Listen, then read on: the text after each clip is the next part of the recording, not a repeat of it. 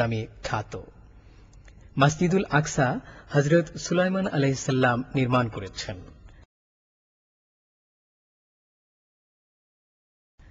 হযরত ইউনুস আলাইহিস সালাম। নিনাওয়া বন্দর অর্থাৎ মৌসুল ইরাকের রাজধানী বাগদাদ হতে ৩৭ কিলোমিটার উত্তরে অবস্থিত। এটি ফোরাত নদী অববাহিকা। তিনি দাওয়াত ও তাবলীগে আত্মনিয়োগ করেন। তার সম্প্রদায় তার দাওয়াত প্রত্যাখ্যান করলে তিনি হিজরতে বাধ্য হন। তিনি এক জাহাজে আরোহণ করেন।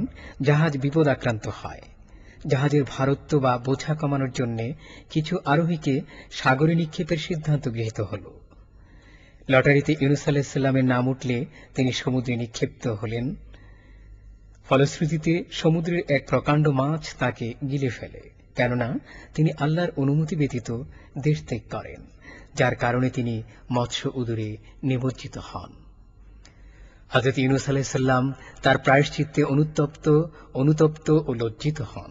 তাই তিনি এই বিপদ থেকে মুক্ত হওয়ার জন্য আল্লাহর সমীপে প্রার্থনা করেন। ফলে মাছ তাকে সমুদ্র তীরে উগলে দেয়। তিনি আবার স্বীয় জাতির কাছে প্রত্যাবর্তন করেন। আল্লাহর পয়গাম মান্যকারীরা তার দাওয়াত গ্রহণ করেন। তার সম্প্রদায় আল্লাহদ্রোহী ও চরম দাম্ভিক ছিল। আল্লাহ তাদেরকে আযাবের সতর্কবাণী শোনান। তা শুনে সম্প্রদায়ের লোকেরা তাদের কৃতকর্মের অনুশোচনা করলে আল্লাহ তাদের সাজা মওকুফ ও ক্ষমা করে দেন। কোরআনে 10 নম্বর সূরার 98 নম্বর আয়াতে এর বর্ণনা রয়েছে। ঐতিহাসিক মৌসুল শহরে তার মাজার অবস্থিত। জুলকারনাইন। এটি এক ইউরোপীয় দেশ। জর্জিয়া এর রাজধানী শহর তাবরিজ। মুসা আলাইহিস সালামের 6 বছর পূর্বে জুলকারনাইনের সম্প্রদায় এই জনপদে বসতি গড়েন। ইয়াজুজ মাজুজ হযরত নূহ আলাইহিস সালামের ইয়াফিস নামক সন্তানের বংশধর ছিল। ইয়াজুজ সম্প্রদায় তাতারি নামে এবং মাজুজ জাতি মঙ্গোলি নামে প্রসিদ্ধ ছিল। এখন আমরা তাবরিসি নগর হীরার সফর করছি। দারিয়াল ঘাটির পাদদেশে কোকাস পাহাড়ের কুল ঘেঁষে ইয়াজুজ মাজুজ সম্প্রদায় এ পথে লুটতরাজ করত।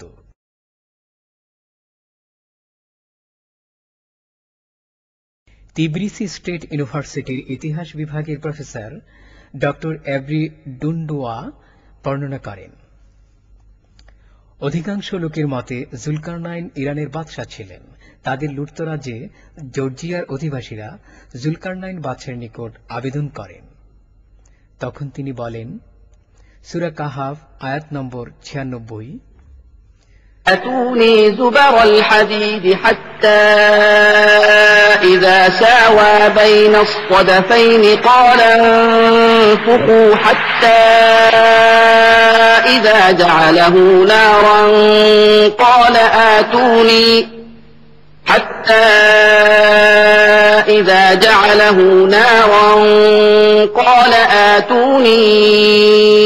أفرغ عليه قطرا।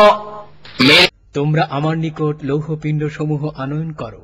অতঃপর মধ্যবর্তী ফাঁকা স্থান পূর্ণ হয়ে যখন লৌহস্তূপ 2 পর্বতের সমান হল, তখন সে বলল, তোমরা হাপড়ে দম দিতে থাকো। যখন তা অগ্নিবৎ উত্তপ্ত হল, তখন সে বলল, তোমরা গলিত তাম্র আনয়ন করো, আমি তা ঢেলে দেই এর উপর। অধিকাংশ মুফাসসিরদের মতে জুলকারনাইন বাদশাহের নির্মিত এই প্রাচীর তাবরিসি হতে রাশিয়ার উসাতিয়া নামক প্রদেশের দারিয়াল পর্বতের পাদদেশে অবস্থিত। প্রাচীরটি এমনই মজবুত ছিল যে ইয়াজুজ মাজুজের লুটতরাজ থেকে জুলকারনাইনের সম্প্রদায় নিষ্কৃতি পায়। পরবর্তীতে এই প্রাচীর সম্পূর্ণভাবে ধ্বংসপ্রাপ্ত হয়। এই পর্বত কঠিন প্রাচীর নির্মাণের কৌশল জুলকারনাইন শির সম্প্রদায়ের লোকদের মুক্তির জন্য নির্ধারণ করেন। হযরত ঈসা আলাইহিস সালাম। এটি বেতেলহাম হযরত ঈসা আলাইহিস সালামের জন্মস্থান হিসেবে প্রসিদ্ধ।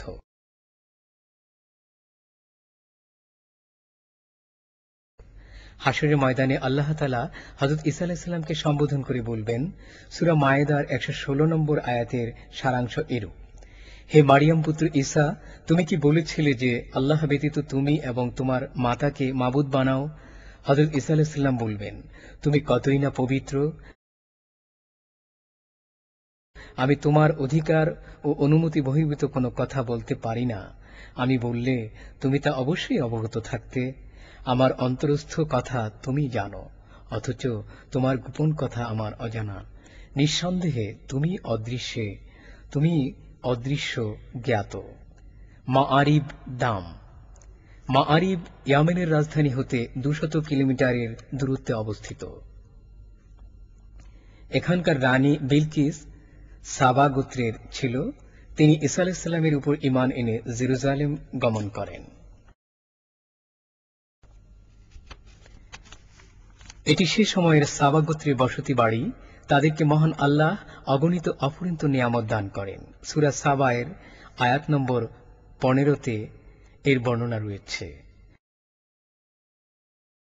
সম্পদের প্রাচুর্যে আতিশয্যে সাবা সম্প্রদায় কুফরি এবং দম্ভে মত্ত হয়ে পড়ে। তাদের বাগান এখানে ছিল। তাদের বাগানের সেচ কার্যে ব্যবহৃত জিনিসপত্র ও নির্মিত প্রাচীর তীব্র জলোচ্ছ্বাসে নিমজ্জিত হলে বিধ্বস্ত হয়ে যায়, আর তাদের সেই সতেজ মোহনীয় বাগবাগিচা ধ্বংস ও বিলীন হয়ে যায়। সূরা নম্বর 34 আয়াত নম্বর 16। كان لسبإ في مسكنهم آية جنتان عن يمين وشمال كلوا من رزق ربكم واشكروا له بلدة طيبة ورب غفور فأرسلنا عليهم سيل العرم وبدلناهم بجنتيهم جنتين ذواتي أكل خمط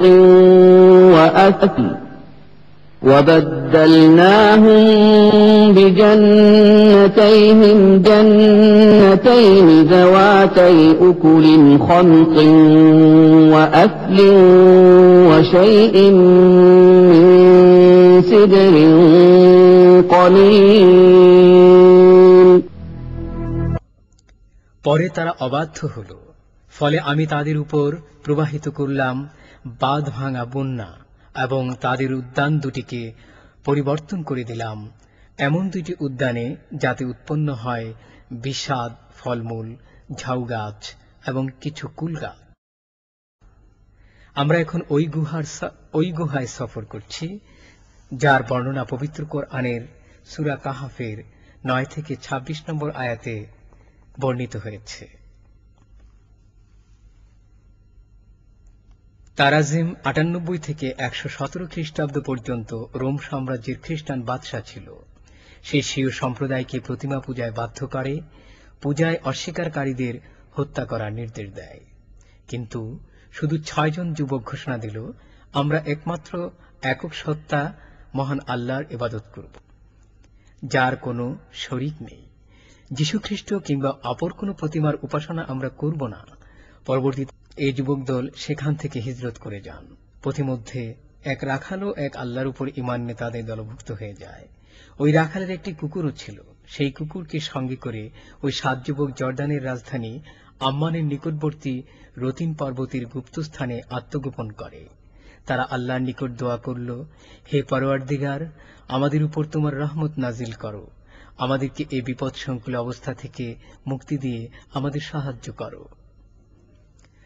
আল্লাহ তাআলা তাদের দোয়া কবুল করেন, তাদেরকে অভয় দেন, গভীর নিদ্রায় শায়িত করে দেন। অনবিরাম দীর্ঘ 300 বছরের নিদ্রা ভাঙলে তাদের ধারণা, আমরা মাত্র কয়েক ঘন্টাই নিদ্রায় ছিলাম। পরে তাদের একজনের হাতে সে পুরনো মুদ্রা দিয়ে বাজারে পাঠানো হয় কিছু খাদ্য সামগ্রী নিয়ে আনার জন্য। এদিকে বাজারে শত শত বছর পূর্বের মুদ্রা দৃষ্টিগোচর হলে যুবকের উপর সন্দেহের সৃষ্টি হয়। তাকে তথাকার গভর্নরের সম্মুখীন করা হয়। গভর্নর বুঝে নিলেন এই 7 যুবক 300 বছর পূর্বে আল্লাহর উপর ঈমান আনয়ন করে এই গুহায় আশ্রয় নেয়। এখন আল্লাহর নির্দেশেই নিদ্রা ভঙ্গ হয়। ওই যুবককে বাজেন্টাইনের বাদশাহ তিউনিস্তানের রাজদরবারে উপস্থিত করা হল। তিউনিস্তানের রাজত্বকাল 408 থেকে 450 খ্রিস্টাব্দ অবধি ছিল। অপরাপর যুবকদেরকে দেখার জন্য বাদশাহ ও তার সভাসদগণ গুহাভ্যন্তরে আগমন করেন। আল্লাহর এসব কুদরতি নিদর্শনাবলী অবলোকন করে বিস্মিত হন। এই ঘটনাবলী দ্বারা আল্লাহ তাআলা প্রমাণ করতে চান যে রোজ হাসরে সকল প্রাণীকে জীবিত করে তুলবেন। অতঃপর এই যুবককে পুনরায় গভীর নিদ্রায় বিভোর করত মৃত্যুমুখে পতিত করেন। তাদের মৃতদেহ ওই গুহায় ভিন্ন ভিন্ন স্থানে সমাধিস্থ করা হয়। আজও তাদের হাড়গুলো সাক্ষ্য বহন করছে, কিন্তু পরবর্তীতে একই স্থানে তাদেরকে কবরস্থ করা হয়। গুহার পাহারায় নিযুক্ত মোহাম্মদ ইউসুফ আবু ইয়াকুব এর বর্ণনা দিচ্ছেন। এটি গুহার ওই ছিদ্র যার মাধ্যমে আলো বাতাস كلبهم ذات اليمين وذات الشمال وكلبهم ये उनके कुत्ते के खोपड़े और घाड़ी की हड्डियां हैं। باسد لو اطلعت عليهم لوليت منهم فرارا غار के ولملئت ऊपर जो सुतून है তবে কাহাফের সম্মানার্থে রোম সম্প্রদায় কর্তৃক নির্মিত মসজিদের ধ্বংসস্তূপ। পার্শ্বে দৃশ্যত এ পাথরসমূহ খলিফা বনি উমাইয়া আব্দুল মালিক কর্তৃক নির্মিত প্রাসাদের নিদর্শন। প্রসিদ্ধ জ্ঞানী রফিক ওফা আদ-দিজানি এর নেতৃত্বে সর্বশেষ 1963 খ্রিস্টাব্দে গুহার মুখ থেকে মাটি অপসারণ করা হয়। আব্রাহা সূরা بسم الله الرحمن الرحيم ألم تر كيف فعل ربك بأصحاب الفيل ألم يجعل كيدهم في تضليل وأرسل عليهم طيرا أبابيل ترميهم بحجارة من سجيل فجعلهم كعصف مأكول 571 খ্রিস্টাব্দে মহানবী সাল্লাল্লাহু আলাইহি সাল্লামের ভূমিষ্ঠের পূর্ব কয়েকদিনের ঘটনা। আব্রাহা ছিল ইয়ামেনের বাদশাহ। সে বাদশাহ নাজ্জাসের অধীনে রাজত্ব পরিচালনা করত। আব্রাহা ইয়ামেনের উল্ট সেনা মার্কেটের নিকটে কাবা শরীফের বিপরীতে এই উপাসনা গৃহ নির্মাণ করা হয়। পরন্তু সে মক্কা হতে লোকজনের দৃষ্টি ভিন্নমুখী করণে অকৃতকার্য হয়ে যায়। পরবর্তীতে সে আল্লাহর পবিত্র কাবাঘর সমূলে ধ্বংস করার জন্য এক বিশাল হস্তি বাহিনী নিয়ে মক্কাভিমুখে যাত্রা করল। মহান আল্লাহ মুসলমানদের এই আধ্যাত্মিক স্থাপনার হেফাজত করেন। আব্রাহার সৈন্যবাহিনী মিনা এবং মুজদালিফার মধ্যবর্তী ওয়াদিয়ে মুহাসসার পৌঁছে গেলে আল্লাহ তাআলা তাদেরকে নিশ্চিহ্ন করে দেন, ধ্বংস করে দেন তাদের সব অহংকার। এটি দৃশ্যপটে ওই স্থান যার বর্ণনা সূরা ফিলে রয়েছে। তুমি দেখনি তোমার প্রতিপালক হস্তি অধিপতিদের প্রতি কি করেছেন? তিনি কি তাদের কৌশল ব্যর্থ করে দেননি? তাদের বিরুদ্ধে তিনি ঝাঁকে ঝাঁকে পাখি প্রেরণ করেন, যারা তাদের উপর প্রস্তর কঙ্কর নিক্ষেপ করে। অতঃপর তিনি তাদেরকে ভর্ষিত তৃণ সদৃশ করে দেন। মহানবী হযরত মুহাম্মদ সাল্লাল্লাহু আলাইহি ওয়াসাল্লাম রাহমাতুল আলামিন নবী করিম সাল্লাল্লাহু আলাইহি ওয়াসাল্লাম 40 বছর বয়সে উপনীত হলে মক্কার 3 কিলোমিটার দূরবর্তী জাবালুন নূর হেরা গুহায় যাতায়াত করতে থাকেন। ধ্যানে মগ্ন হতেন। নবী সাল্লাল্লাহু আলাইহি ওয়াসাল্লাম শিশুকাল থেকেই সকল প্রকার পাপাচার ও অন্যায় হতে দূরে থাকতেন। মানুষ তাকে আলামিন বা সত্যবাদী উপাধিতে ভূষিত করে। নিজ গোত্র কুরাইশদের তাবৎ কুসংস্কারে তিনি সদা চিন্তিত থাকতেন। সম্প্রদায়ের লোকের জেনা, ব্যভিচার, মারামারি, হানাহানি, কন্যা সন্তানকে জীবন্ত কবরস্থ করা সহ নানান পাপাচারে লিপ্ত ছিল তারা। তারা ছিল পরস্পর গোত্রযুদ্ধে লিপ্ত। এতে নবী সাল্লাল্লাহু আলাইহি ওয়াসাল্লামের নিষ্পাপ অন্তর সদা ব্যাকুল ও ও চিন্তিত থাকত। রাসূল সাল্লাল্লাহু আলাইহি সাল্লাম দীর্ঘদিন যাবৎ হেরা গুহায় ধ্যানে মগ্ন ছিলেন। জাবালে নূরের এ বিরান স্থান সব ধরনের সুবিধা বিবর্জিত হেরা গুহায় আল্লাহর ধ্যানে মগ্ন আছেন। একদা এক অন্ধকার রজনীতে নির্জন গিরি গুহায় মহান আল্লাহর নির্দেশে হযরত জিবরাইল আলাইহিস সালাম তার কাছে আগমন করে বলেন, পড়ো। রাসূল সাল্লাল্লাহু আলাইহি সাল্লাম বললেন, আমি তো পড়তে জানি না। এভাবে একবার, দুবার, তৃতীয়বার হযরত জিবরাইল আলাইহিস সালাম তাকে বক্ষে জড়িয়ে আল্লাহর এ কালাম শোনান। বিসমিল্লাহির রহমানির রহিম। ইকরা বিসমি রাব্বিকাল্লাযী খলাক। খলাকাল ইনসানা মিন আলাক। ইকরা ওয়া রাব্বুকাল আকরাম। الذي علم بالقلم علم الإنسان ما لم يعلم সূরা পাঠ করো তোমার প্রতিপালকের নামে, যিনি সৃষ্টি করেছেন মানুষকে আলাক থেকে। পাঠ করো আর তোমার প্রতিপালক মহিমান্বিত, যিনি কলমের সাহায্যে শিক্ষা দিয়েছেন মানুষকে যা সে জানত না। এরপর জিবরাইল আলাইহিস সালাম অদৃশ্য হয়ে গেলেন। এখানে কোরআন নাজিলের সূচনা হয়। এই কোরআন 610 খ্রিস্টাব্দ থেকে কিয়ামত পর্যন্ত আগত সকল মানুষের হেদায়েতের মূল মন্ত্র ও পরিপূর্ণ সংবিধান তথা জীবন ব্যবস্থা। এটি হল সেই ঐতিহাসিক স্থান হেরা গুহা, যা 1400 বছর পূর্বে কতক ঐতিহাসিক ঘটনার জীবন্ত সাক্ষী।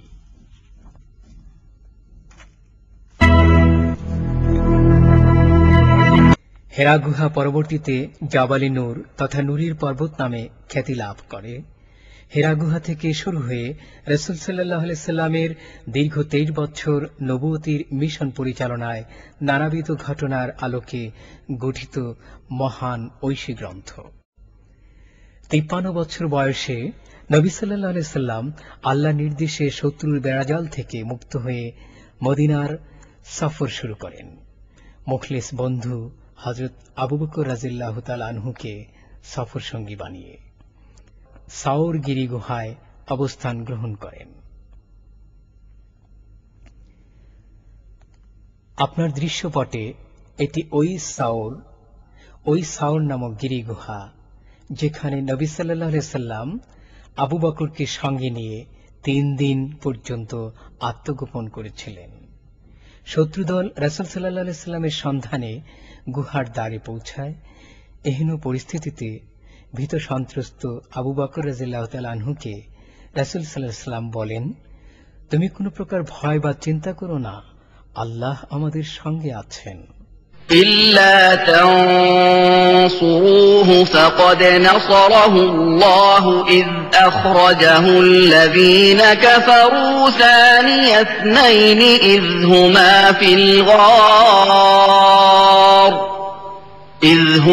في الغار إذ يقول لصاحبه لا تحزن إن গারে সাউর কা ওই সাউর গুহার অভ্যন্তরীণ অংশ, যা নবীদের সর্দার রাসূল সাল্লাল্লাহু আলাইহি সাল্লামকে আশ্রয় দিয়েছেন।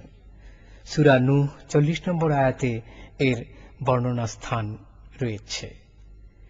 শত্রু বাহিনীর প্রস্থানের পর নবী করিম ও আবু বকর রাদিয়াল্লাহু তাআলা আনহু এক উটে আরোহণ করত এক দিশারীকে সঙ্গে করে মদিনা অভিমুখে রওনা হলেন। জাবালে নূর থেকে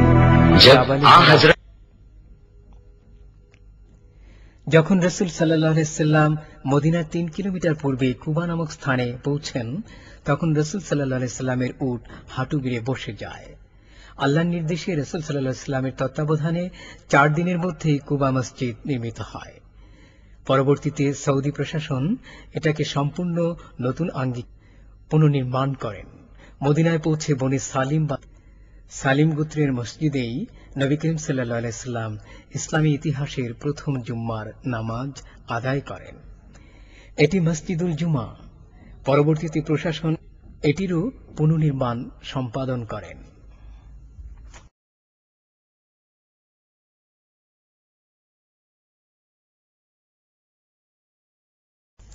মদিনায় পৌঁছে রাসূল সাল্লাল্লাহু আলাইহি সাল্লাম হযরত আবু বকর রাদিয়াল্লাহু তাআলা আনহু সর্বপ্রথম কর্ম হিসেবে মসজিদে নববীর ভিত্তিপ্রস্তর স্থাপন করেন। এরপর এই মসজিদ জাঁকজমকভাবে পূর্ণতায় পৌঁছে। বর্তমানে এটি এতই প্রশস্ত যে একসঙ্গে লক্ষ মানুষ নামাজ আদায় করতে সক্ষম।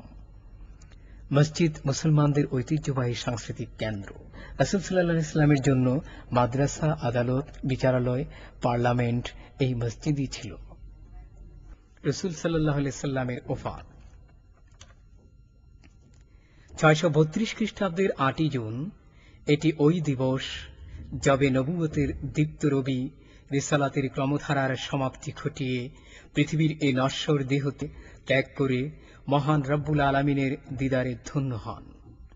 তার ওফাত হযরত আয়েশা রাদিয়াল্লাহু তাআলা আনহার গৃহে সংঘটিত হয় এবং সেখানেই সমাধিস্থ হন।